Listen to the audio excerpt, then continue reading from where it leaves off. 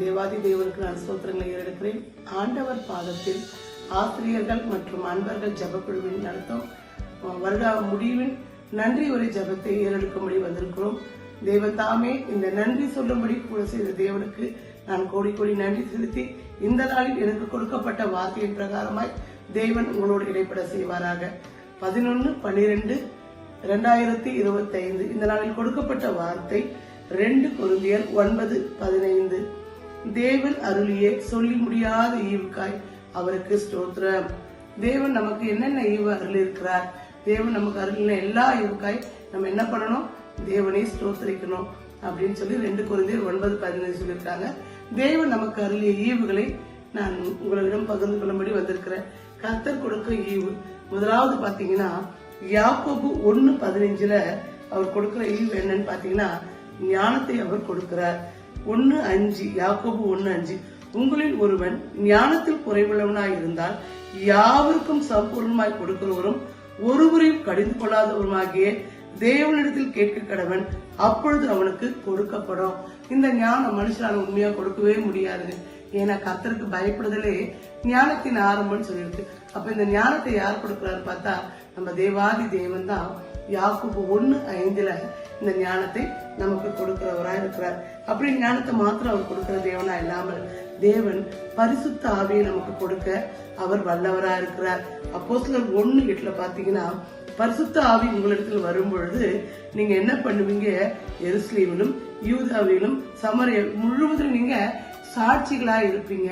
இந்த பரிசுத்த ஆவி தேவன் நமக்கு கொடுக்கும் ஈவு. பரிசுத்த ஆவியை பெற்ற நம்ம தான் அவரோடு இடைப்பட முடியும். பரிசுத்தம் இல்லாமல் தேவனை ஒருவனும் தரிசிக்க முடியாதுன்னு சொன்னாங்க. அப்போ ஆவியானவர் நம்மளை சகல சத்தியத்துக்குள்ள நடத்துகிறவர்.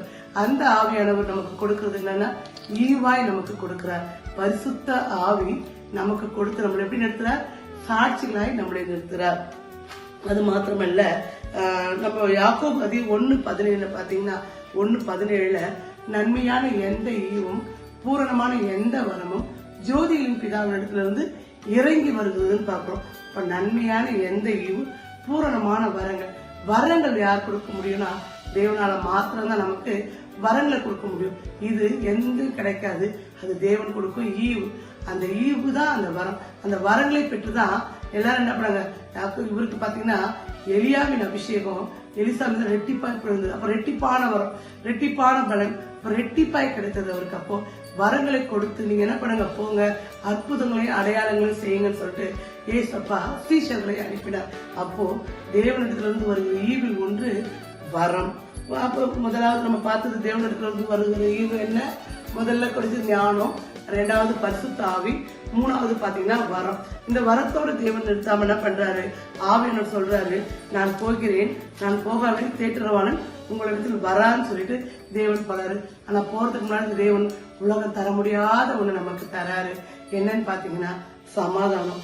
யோவான் 14:27 சொல்றாரு, நான் உங்களுக்கு சமாதானத்தை வைத்து போகிறேன், என்னுடைய சமாதானத்தை உங்களுக்கு கொடுக்கிறேன். அது உலகம் கொடுக்கிற பிரகாரமா இல்ல, நான் கொடுப்பது இப்படி இருக்கும், நிரந்தரமா இருக்குன்னு சொல்லி தேவன் நமக்கு நிரந்தரமான ஒரு சமாதானத்தை தேவன் கொடுக்க வல்லவரா இருக்கிறார்.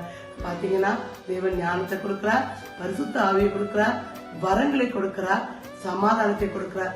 அது மாத்திரம் இல்ல, நீதிமொழிகள்ல நம்ம வாசிச்சோம்னா நீதிமொழிகள் 19:14 நம்ம பார்த்தோம்னா பிதாக்கள் சொத்தை வச்சுட்டு போறாங்க, நல்ல மனைவி கர்த்தர் அருளும் ஈவுன்னு சொல்லி நம்ம வாசிக்கிறோம்.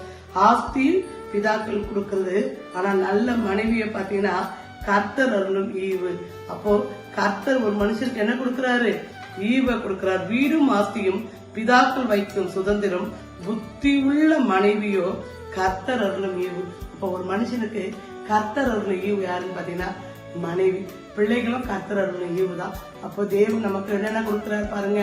தேவன் முதலாவது அவர் அந்த ஈவை நமக்கு எப்படி கொடுக்கிறாரு, இலவசமா. தேவன் அருளிய சொல்லி முடியாத ஈவு என்னென்ன, நமக்கு ஞானம், பரிசுத்த ஆவி, வரம், சமாதானம், மனைவி, பிள்ளைகள். இது எல்லாம் தேவன் நமக்கு கொடுத்த ஈவு.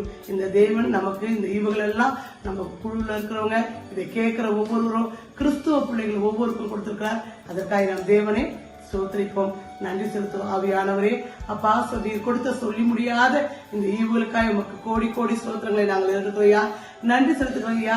இதை நாங்கள் ஸ்லாக்கியமாய் பாக்கியமாய் பெற்றிருக்கிறோம் அப்பா.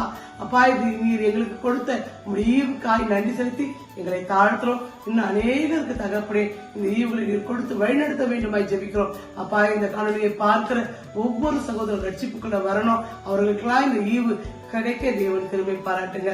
கிறிஸ்துவ பிள்ளைகள் ஒவ்வொருக்கும் இந்த ஈவுகளால் என் தேவன் நிரப்பி வழிநடத்த வேண்டுமா எங்களை தாழ்த்தி அர்ப்பணிக்கிறோம். நீர் பெருகணும் ஐயா, உன் நாமும் பெருகணும். உங்களுடைய உங்களுடைய வல்லமைப்பா மகத்துவம் உள்ளதையா பா. ஆவியானவரே, உங்களுடைய நாமத்துக்கு எல்லா துதிகளை மகிமை ஏறெடுத்து எங்களை தாழ்த்தி அர்ப்பணிக்கிறோம். இயேசுவின் நாமத்தை ஜெபிக்கிறோம் நல்ல பிதாவே, நன்றி.